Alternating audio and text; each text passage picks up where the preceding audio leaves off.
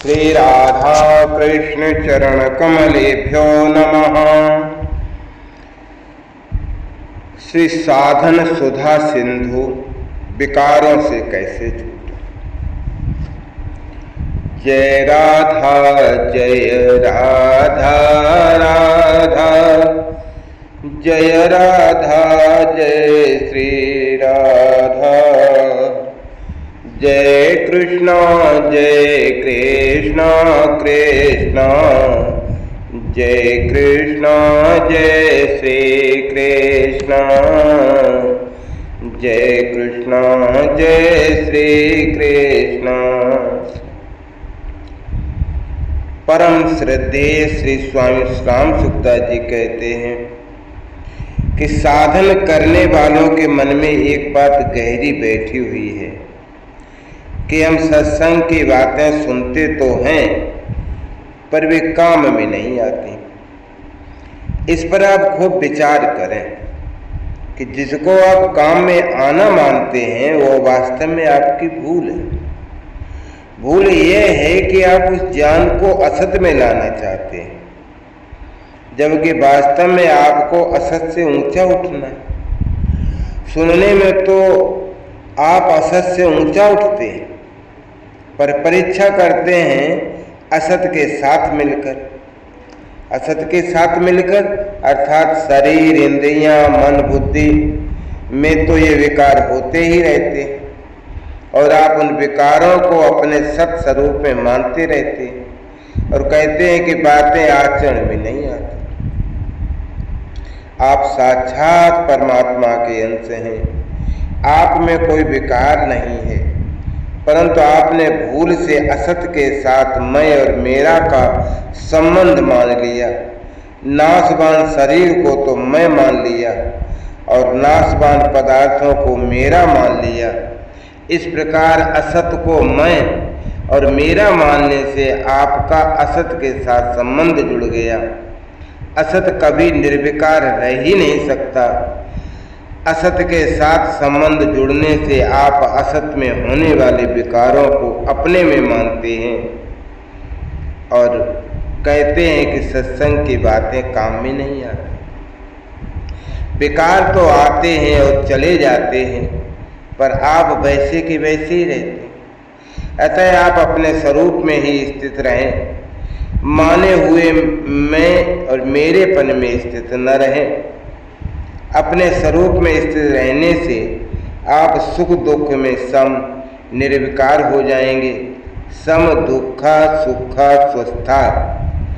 इस प्रकार सत्संग में सुनी बातें भी आपके काम में आ जाएंगी। जो स्वरूप में स्थित न होकर प्रकृति में स्थित होता है वो प्रकृति जन्य गुणों का, सुख दुखों का भोक्ता बनता है। भगवान कहते हैं पुरुषः प्रकृति स्थितो ही भुंक्ते प्रकृतिजानुगुणान्। पुरुषः सुख दुखानां भोक्तृत्वे हेतुरुच्यते। मैं और मेरा यही प्रकृति है, माया है। मैं और मोर तोर तय माया। इस माया को पकड़कर कहते हैं कि बात काम में नहीं आती।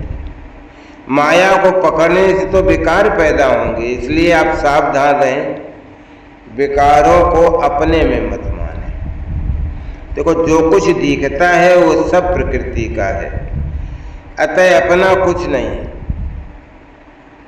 अपने तो केवल प्रभु हैं जो सदा हमारे साथ हैं। हमारा स्वरूप सत है, सत का कभी अभाव होता नहीं है, उसमें कभी कोई कमी आती नहीं है। कमी आए बिना हमारे में कोई चाहना नहीं होती। अतः अपने लिए कुछ नहीं चाहिए, अपने लिए कुछ करना भी नहीं है। आपकी स्वाभाविक स्थिति सत्य में है और असत्य में स्वाभाविक क्रिया हो रही है।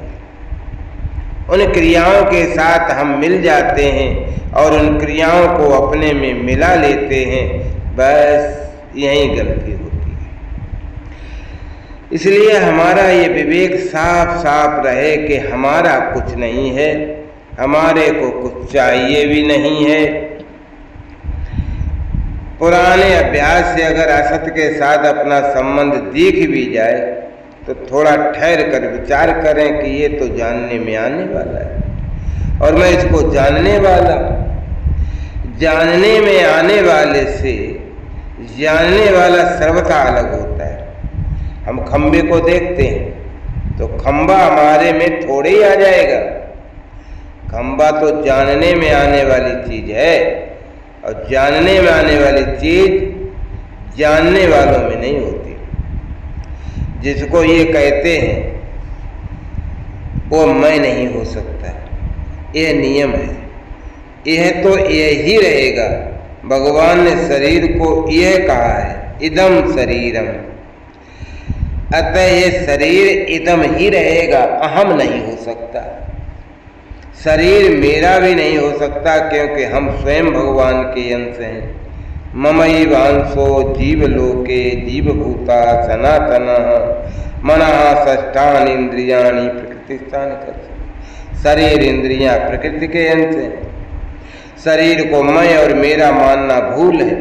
जितने भी विकार आते हैं वे सब मन में, बुद्धि में, इंद्रियों में ही आते हैं। स्वयं में विकार कभी नहीं आता। विकार आता है चला जाता है, इसको आप जानते हो, और आने जाने वाला विकार आप में कैसे आ सकता है? इस बात को पक्का कर लो कि मैं रहने वाला हूँ और ये विकार आने जाने वाले हैं। विकारों को आने जाने वाले और अनित्य समझ कर उनको सह लो, निर्विकार रहो। आगमा पायनो नित्यांश तांत तिच्छ सुभारत हो। ये नियम है कि संसार के साथ मिलने से संसार का ज्ञान नहीं होता और परमात्मा से अलग रहने पर परमात्मा का ज्ञान नहीं होता। संसार से अलग होने पर ही संसार का ज्ञान होगा और परमात्मा से अभिन्न होने पर ही परमात्मा का ज्ञान होगा। इसलिए यदि असत के साथ मिल जाओगे तो न सत का ज्ञान होगा और न असत का ज्ञान होगा। कारण यह है कि वास्तव में संसार से हमारी भिन्नता है और परमात्मा से हमारी अभिन्नता है। अंतःकरण शुद्ध होने से तो ज्ञान हो जाएगा, तो अंतःकरण शुद्ध कर लो। मना कौन करता है? परंतु भाई शुद्ध करने से अंतःकरण इतना जल्दी शुद्ध नहीं होगा जितना जल्दी संबंध विच्छेद करने से शुद्ध होगा। कारण कि असत अंतःकरण की सत्ता मान करके आप उसको शुद्ध करना चाहोगे तो उसमें बहुत देर लगेगी और वो होगा भी नहीं। यदि असत की सत्ता न मानकर उससे संबंध विच्छेद कर लो तो बहुत जल्दी काम बनेगा। भगवान ने कहा है कि इदम शरीरम कौन्तेय क्षेत्र मिथ्य अवधीयते।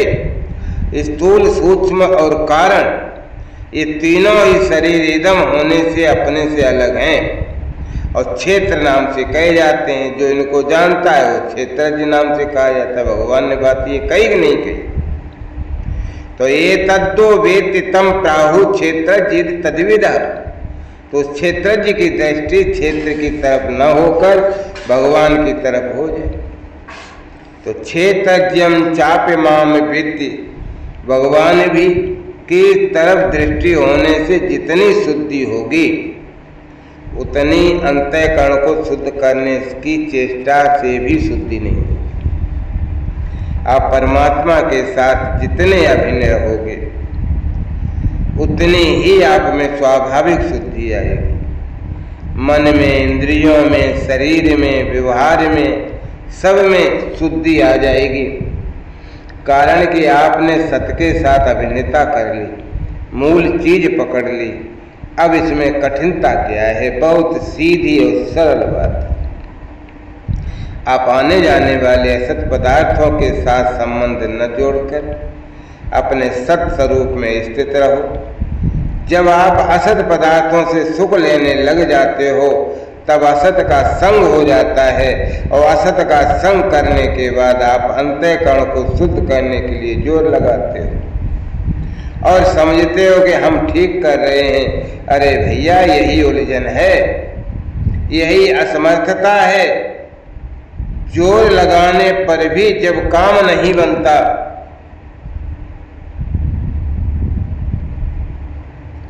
जोर लगाने पर भी जब काम नहीं बनता तब हताश हो जाते हो कि भाई हमारे से तो ये काम नहीं बनता। क्यों नहीं बनता? कि आपने असत को पकड़ लिया। असत को न पकड़े तो अपना स्वरूप बना बनाया ये ज्यों का त्यों है ही। शरीर, इंद्रियां, मन, बुद्धि प्रकृति में स्थित हैं। मना षष्ठान इंद्रियाणि प्रकृति स्थानी करसति। तो इनमें आप उस सत को लाना चाहते हैं, और जब वो आता नहीं तब कहते हैं सत्संग की बात हमारे व्यवहार में नहीं आती, हमारे आचरण में नहीं आती। अंतःकरण को अपना मानकर उसे शुद्ध करना चाहोगे तो कैसे शुद्ध होगा? उसको अपना मानना ही अशुद्धि है भाई, शुरुआत से ही गलती है। ममता ही मल है, ममता मल जर जाई। मल को लगाकर शुद्ध करना चाहते हो तो कैसे शुद्ध होगा? तो ये बातें सुनकर आप में हिम्मत आनी चाहिए कि अब हम ये भूल नहीं करेंगे, क्योंकि अब हमने इसको ठीक समझ लिया है। असत को मैं और मेरा मान लिया, मूल में यहाँ से भूल हुई और यही मूल भूल है। इस भूल को मिटाकर अपने निर्विकार स्वरूप में स्थित हो जाओ। जब तक भूल न मिटे तब तक चैन नहीं आना चाहिए। छोटा बालक हर समय अपनी माँ की गोदी में रहना चाहता है, गोदी से नीचे उतरते ही वो रोने लग जाता है। आप भी हर समय सत अर्थात भगवान की गोदी में रहो, उनके गुण गाओ, उनके गीत गाओ, उनका नाम जपो, सत में रहो। भगवान का नाम सत्य है, भगवान की कथा सत्य है, भगवान के गुणगान सत्य है। असत में जाते ही रोने लग जाओ कि अरे कहाँ आ पड़े, हम तो गोदी में ही रहेंगे। फिर असत का संबंध सुगमता से छूट जाएगा। जय जय श्री राधा